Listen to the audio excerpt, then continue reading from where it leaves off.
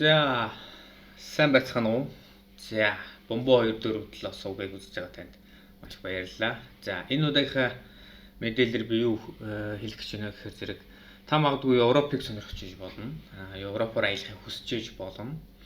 Тэгвэл Европоор яаж илүү богино хугацаанд хямд зардлаар хамгийн гоё олон зүйлсийг үзэж болох вэ гэдэг талаар мэдээлэл өгье. За ерөнхийдөө өөрийнхөө бас явж үзсэн газруудын талаар бас илүү сайн мэдээлэл байгаа учраас энэ тал дээр ерөнхийдөө ямар арга замаар явбал яаж та Монголоос Европ руу аялаж болох вэ гэдэг талаар үндсэндээ 1 2 3 яг үндсэн 3 ийм төрлөөр та ийм арга замаар аялж болно гэдэг ийм 3 төрлөөр танд өнөөдөр мэдээлэл өгье. За яг та миний YouTube сувгийг үзэж байгаад маш баярлалаа. За YouTube сувг дээр минь subscribe дарахаа битгий мартаарай. Хэрвээ subscribe дарах гэхлээр бүгд их гарч ирж байгаа бол тэнд та өөрийнхөө Google аккаунт буюу Gmail-ээ хийгээд ингээд дээд хэсэгт нь Gmail-ийг хийн, доод хэсэгт нь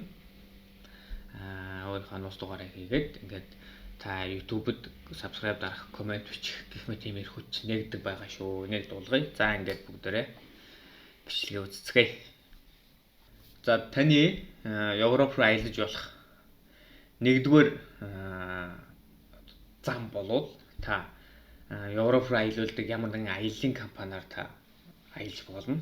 Жишээ нь юу гэдгийг Европ руу 7 хоногийн аялал, 10 хоногийн аялал, 14 хоногийн аялал гэдэг юм ийм аяллууд бол мэдээж байдаг аялын компаниудад та тэрүүгээр аялж болно. Тэгэх юм бол таны үзэх зүйл бол мэдээж жоохон хязгаарлагдмал байх болов гэж би бол боддог. Яагаад тэгэхээр зэрэг тухайн компани яг нэг ийм аялын маршрут гаргацдаг. Тэгээд тэр маршрутынхаа дагуу явна. Тийм учраас ямарваа нэгэн гоё нуур байлаа гэхэд тэр нуурын ирэг дээр майхан байраа хончих боломж байхгүй. Мэдээж тийм учраас ямар нэгэн зочид буудал болон тийм гест хаусуудад хоноод мэдээж явчих байх. Би бол өөрөө тэгж Европ руу тэгж жуулчлалын компаниар явж бол үзээгүй. Жуулчлалын компаниудаар явах нэг давуу тал байдаг. За тэр бол бүх юм хөтөчтэй, бүх юм унаа тэрэг, бүх юм цаанаасаа учраас маш амар. Та зөвхөн мөнгөөл төлнө. Тэр мөнгө мэдээж хэдэн төгрөг байх нь бол тухайн компани дотоод асуудал. Дээрээс нь ямар үйлчилгээ үзүүлж, ямар буудал буухаас хамаарат, ямар хоол идэхээс хамаарат мэдээж үн хөлс бол янз бүр байх нь ойлгомжтой. За ийм байна. Мэдээж та Европ руу явж байгаа бол за аялын компани сонгох гэж байгаа болвол яг аль улсын аль зүйлийг үзүүл танд илүү таалагдж байна гэдгээ та өөрөө бас сайн судалсан байх хэрэгтэй. Тэгээд тухайн улсынхаа аль газрын тэр аялын компани маань авиж гэж байна вэ гэдгийг бас нэлээд сайн харж ингээд тооцол судалж агаад та аялах хэрэгтэй.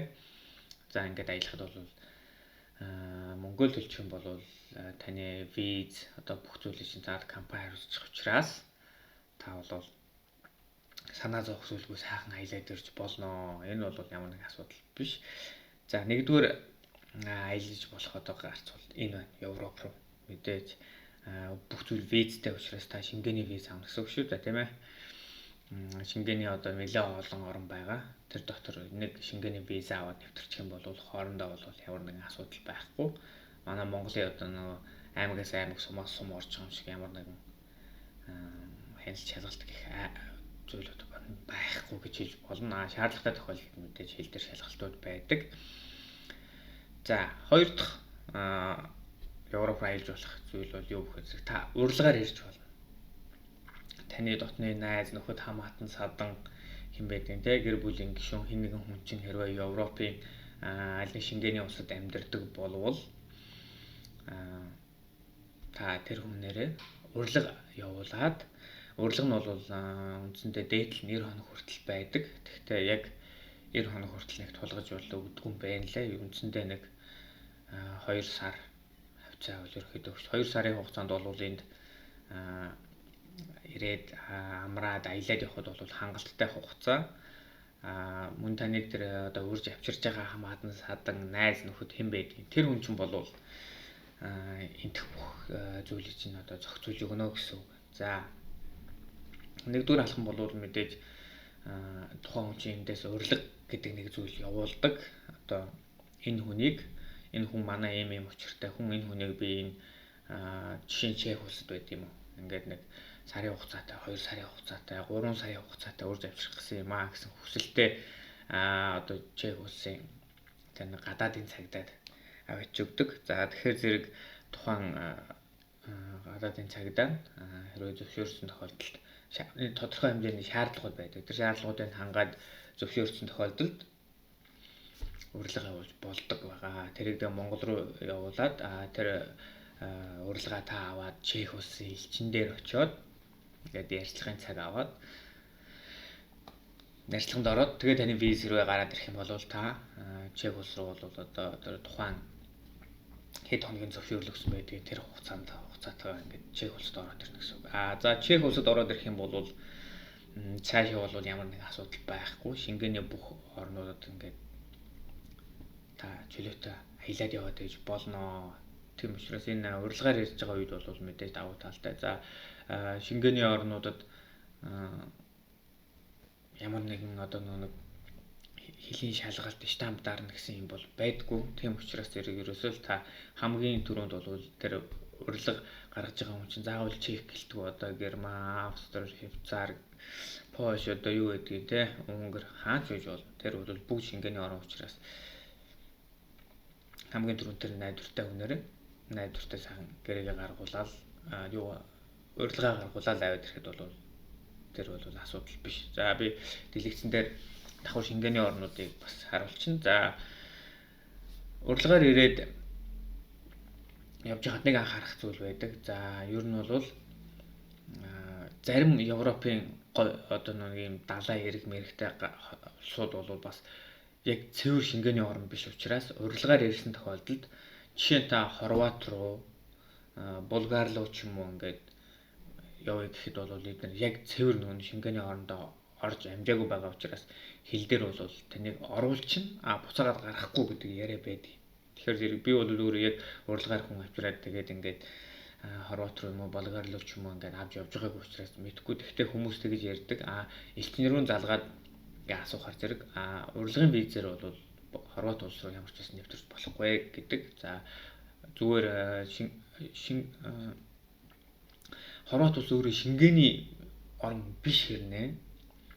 Чех улсад болон Герман, Австри улсад ажиллаж амьдардаг хүмүүст бол хил дээр паспортын дээр штамп дарж өгөөд ингээд оруулж гаргадаг. Тийм улс байдаг. Тэгэхээр зэрэг анхаарах зүйл бол урилгаар ирж байгаа бол та Хорват улс руу бол ямар ч байсан орж болохгүй нэ. Хорват бол маш гоё далайн тэнгисийн эрэхтэй Адриатикийн тэнгис байдаг. Та бүхэн мэдж байгаа бох. За тийм байна. Тэгэхээр зэрэг урилгаар ирэх бас нэг юм хоёр дахь боломж байна. За урилгаар ирэхэд бас анхаарах зүйл бол мэдээж таныг урьж байгаа хүн бол энд тодорхой хэмжээний мөнгөнд төлбөр банкнд байршуулад нэг өсөндө таныг батлан дааж байгаа гэдэг үгнээс мөнгөнд төлбөр байршуулад тэр байршуулсан мөнгөнийхөө хуулгын тэрийг цагдаа дээр авч очиж одоо энэ хүн ингээд энд сар гэдэг юм уу 2 сар амьдрахад нь ингээд бүх зүйлийг бий даанаач гэдэг юм уу ингэж авчирдаг байгаа шүү. Тэрийг бас мэдж яхад илүүдэхгүй байх. За ингээд дараагийн нэг Европ руу одоо аялж болох нэг том гарц болвол та шингээний айл нэг улсад ажлын гэрээгээр ирээд ажиллаж амьдрангаа аялах. Энэ бол одоо энэ Европт ажиллаж амьдарч байгаа хүмүүсийн Европоор аялж байгаа хамгийн том давуу тал байдаг. За яагаад тэгэхээр зэрэг энэ бол мэдээж та ажиллаж байгаа учраас та цалинтай хөрөнгөсөн орлоготой тийм үү. Тэгээд тухайн улсын одоо бүх нэг төлөх ёстой татвар, даатгал, одоо нийгмийн даатгал, эрүүл мэндийн даатгал бүх юмаа төлж байгаа учраас та бол яг л одоо Европын холбооны одоо хүмүүсийн эдэлдэг эрхтэй бараг энэ хэцүү шахуу одоо тийм эрхийг эдэлдэг байгаа. Тэгэхээр зэрэг та энд ажиллаж амьдарч байгаа тохиолдолд бол бүх төрлийн нийгмийн үйлчлэгийг авах хэрэгтэй. Эмнэлэгт үзүүлэлээ гэхэд ямар нэгэн төлбөр байхгүй. Яг гэвэл та энд ажиллаа хийгээд өөрөө эрүүл мэндийн даатгалаа төлж байгаа учраас гэх мэт ийм давуу тал зүйлүүд байдаг учраас энэ ажиллаад амьдраад аялах гэдэг бол маш том Европт ажиллаж амьдарч байгаа хүмүүсийн давуу тал байдаг.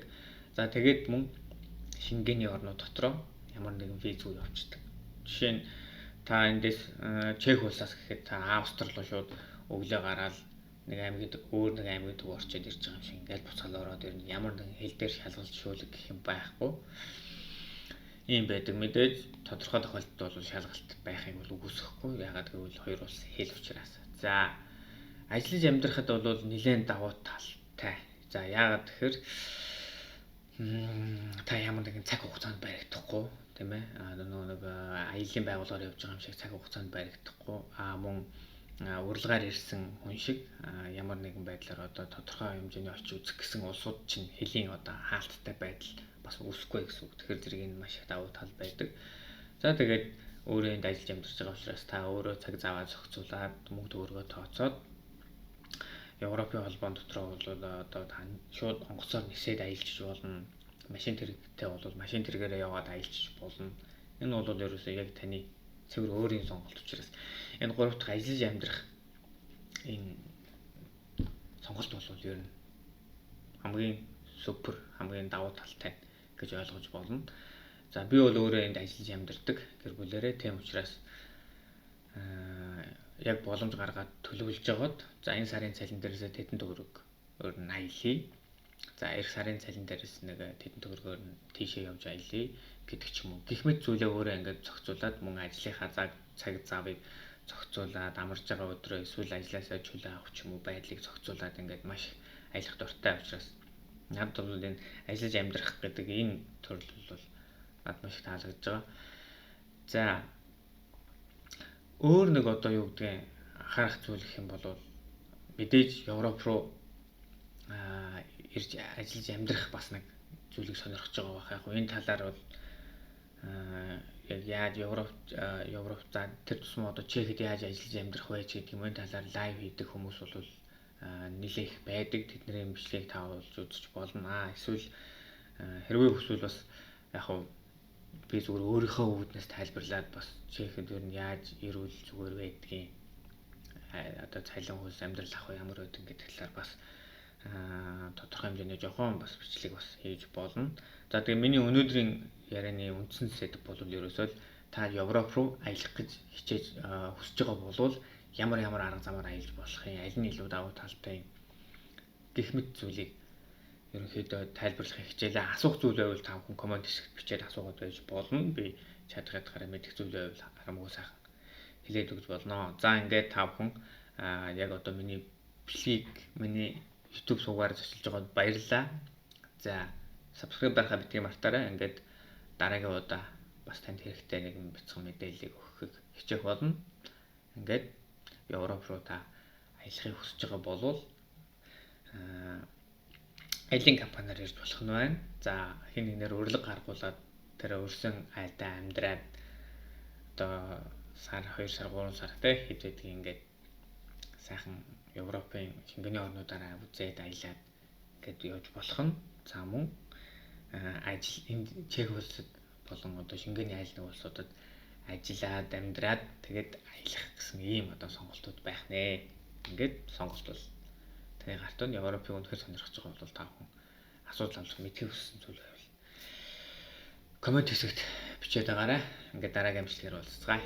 Түр баярлалаа.